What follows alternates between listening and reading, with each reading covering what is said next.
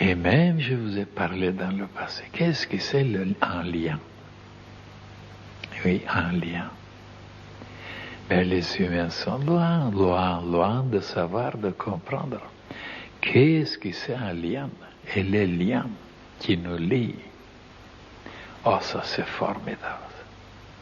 Quelle science il y a derrière les liens. Et comment se lier, comment se délier, comment couper les liens, comment se libérer. Et ce qui nous attache, ce qui nous rattache, ce qui... Oh là là là là là, des liens, des liens, des liens. Et qu'est-ce que c'est les cheveux? Les cheveux, c'est des liens.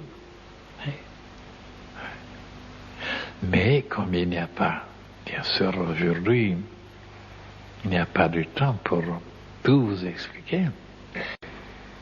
Ah, vous trouverez ça dans les livres. Il ne faut pas toujours attendre quand vous viendrez 5 minutes avec moi, 10 minutes, 15 minutes, que je pourrais tout vous expliquer. Comment se guérir, comment être heureux, et comment trouver la meilleure femme, et comment avoir des enfants. C'est pas possible. Il faut maintenant se mettre au travail. Mais je voudrais vous expliquer beaucoup de choses.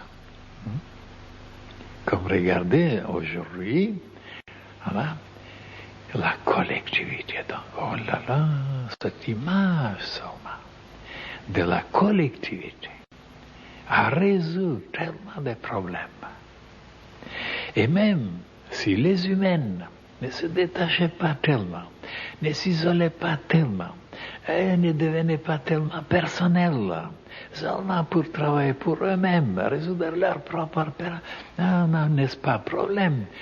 Et ils s'occupent de la collectivité, de la fraternité universelle, de l'immensité. Mais ils seront obligés de changer leur comportement. Parce que la collectivité vous oblige. Regardez, quand vous êtes chez vous, par exemple, comme certains qui disaient, ah, moi je n'aime pas la collectivité, la fraternité, je me sens beaucoup mieux chez moi, tout seul, comme ça je peux faire ce que je veux. D'un côté, oui, c'est vrai.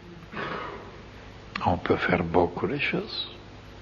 Même se promener avec une robe de chambre, sans s'être lavé toute la journée, ou même faire d'autres choses, ou dormir toute la journée. Oui, il y a beaucoup d'occupations quand on est tout seul. Et oui, mais alors, on n'est pas tellement attentif, on ne surveille pas d'être comme il faut, d'être bien pommadé, bien maquillé, bien habillé. Regardez, on n'a pas vu ça, vous voyez. Tandis que dans la collectivité, on est obligé de changer un peu, de s'améliorer, d'être plus propre, plus parfumé, mieux habillé. Et alors même de ne pas faire des choses, c'est déjà, de crier, de hurler, d'être sage, d'être raisonnable. Et pourquoi? Ah, pour gagner la bonne opinion des autres. Donc vous voyez, seulement l'idée de la collectivité, déjà, cette image de la collectivité travaille déjà sur nous pour nous améliorer. Mais on n'a pas appris ça, on n'a pas compris ça. C'est pas expliqué même dans la psychologie moderne. Que la vie collective nous change, nous améliore. On est obligé à ce moment-là d'agir comme il faut, de sourire autrement, de regarder autrement, de ne pas déranger les autres, parce qu'alors là, il y a des coups, on peut vous chasser. Donc, on connaît ces choses-là, donc on tâche de s'améliorer dans la collectivité. Et voilà pourquoi j'ai dit, ceux qui n'aiment pas la collectivité, n'aiment pas la fraternité, ils préfèrent ils resteront des idiots, malgré qu'ils lisent des livres, qui dessinent, qui travaillent sur... C'est limité. Oui, même la musique, même la peinture, même écrire des livres, c'est limité. C'est limité. Et on voit après des gargouilles, des choses déformées, des choses hurlant, des choses désharmonieuses, dissonantes donc. Tandis que dans la collectivité, dans la fraternité, on est obligé, comme maintenant, regardez même les enfants, regardez les enfants même. Hey. Quel progrès ils font les enfants à cause de la fraternité.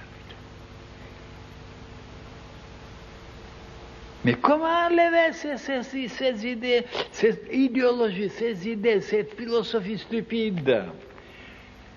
S'améliorer, se perfectionner. Eh bien non, on ne tient pas tellement s'améliorer. On est heureux, on est content comme on est. Abruti, brut, on est content. Moi, j'ai rencontré des gens, ils étaient fiers d'eux-mêmes. Ils étaient des animaux préhistoriques, des dinosaures, mais ils étaient contents. Oui. Et comment ça se fait que ces dinosaures ont disparu, les mammouths, hein? Oh là là là, il y en a des noms et des noms et des noms, c'est formidable. Les ptérodactyles aussi. Oui. Comment ils sont disparus? Ils ne savent pas, la science cherche encore et ils ne savent pas. Il y a tellement de propositions, des imaginations, ils n'arrivent pas à découvrir pourquoi ils sont disparus. Ah, maintenant ils découvrent que, il était tombé quelque chose du ciel, quelque chose, une météorite, mais alors tellement grand, tellement immense, que ça produit une telle poussière que ça assombrit le soleil, et il n'y avait plus la chaleur et le froid, alors les plantes ont péri, et il n'y avait pas de nourriture pour ces animaux préhistoriques. Voilà comment la science explique. Comme elle ne sait pas, elle ne trouve pas, elle a inventé maintenant quelque chose du ciel qui était tombé. Moi, je ne crois pas ça. Oui. Et comment ça se fait que la nature a envoyé des petits souris, des tout petits souris, qui montaient sur eux et ils les ont fait mourir, des petits souris. Oui. Et ils ne pouvaient pas se défendre. Contre les grands, ils pouvaient se défendre.